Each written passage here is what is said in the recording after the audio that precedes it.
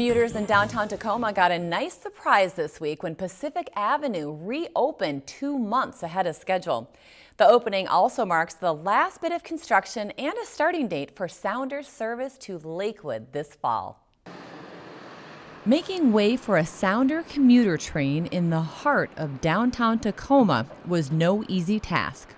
14 years ago when I came on the board, we were discussing how to make this, how to get across Pacific Avenue, because it was always been very problematic. Because it was, do you go at grade or do you build an overpass? And they built the overpass and did a very nice job.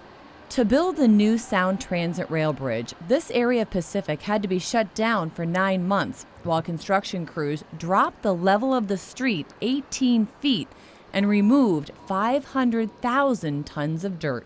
You know, it takes a long time to build these systems, but that ability to provide that regional connectivity is so important to us, so important for our citizens, whether they want to do it for pleasure or they want to do it for work. It's really critically important in these days and times.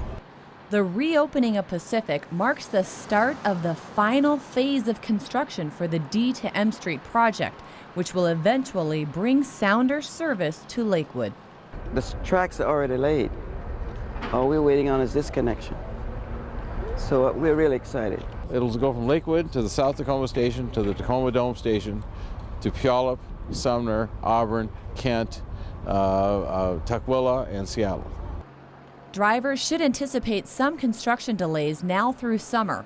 Lakewood Sounder service is expected to start by October 1st.